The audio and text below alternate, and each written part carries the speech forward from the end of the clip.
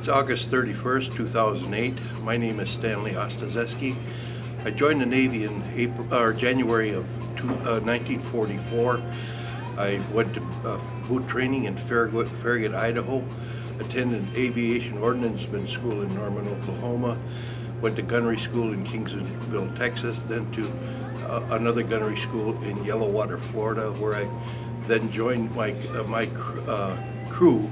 I was the extra gunner assigned for the PB-4Y2. We finished our training in San Diego, and sometime in mid-July, I think it was, or early July, we flew to Kaneohe, Hawaii with a brand new PB-4Y2 that was destined to go to another squadron.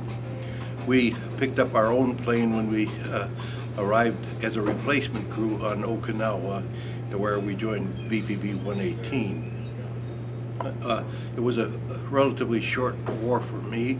The patrols were very boring, hours and hours of boredom punctuated by just moments of sheer terror.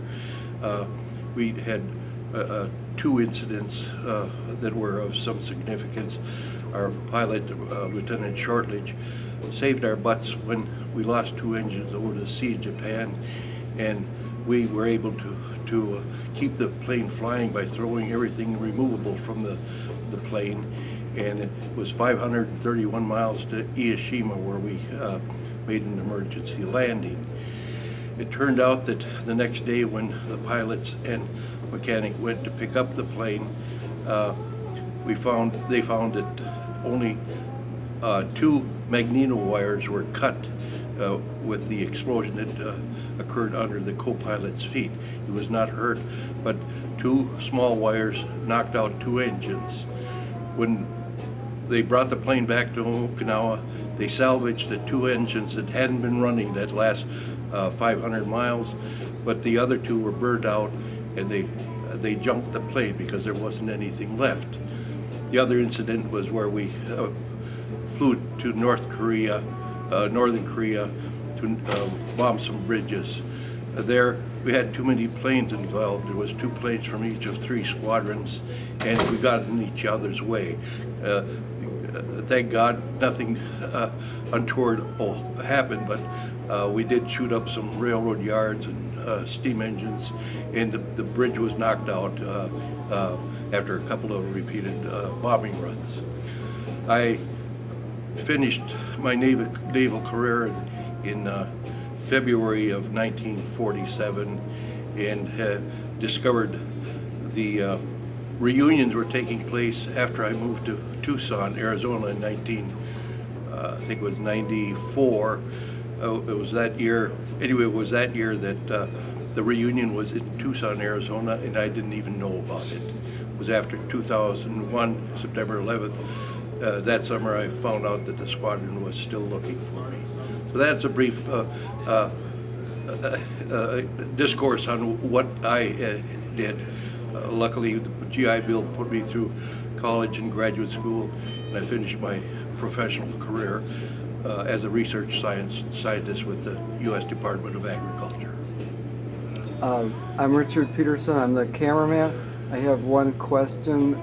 What were you doing when you lost your two engines? I was the starboard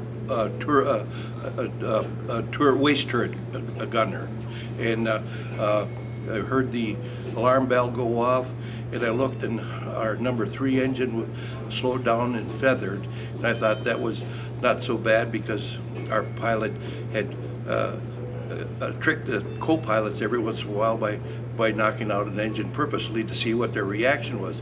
But when I stepped out of the turret, I saw that number 1 engine was also out, and that was painted a different picture.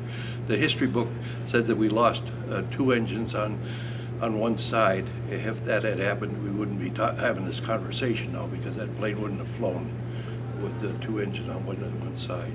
And the engine loss was because of you were hit by enemy fire? Yes, yeah. an explosive shell blew up under the co-pilot's feet. Didn't hurt him, they just lifted his feet off the pedals. But a fragment cut the bundle of wires that went down along the starboard side of the fuselage and cut 2 magneto wires, I believe it was, yes. What location were you over when this happened? It was over the Sea of Japan, just to the west of the island of Honshu, the main island of Japan. And were you attacking a ship at the time? Well, yes, we were. Before that incident, we had shot down what we thought was a Jap Betty bomber, but it turned out to be a Betty bomber that had been turned into a transport plane, I believe. That's what I heard, the story I got later, yes.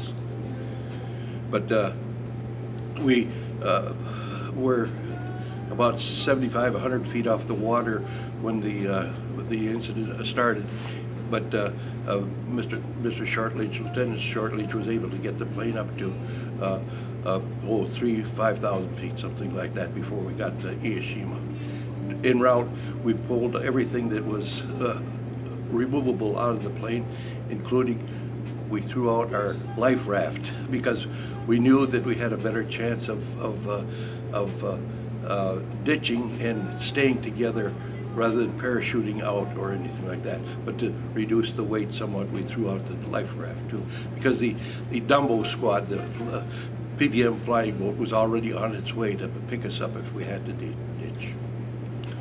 That's it. Great. Thanks, Dan.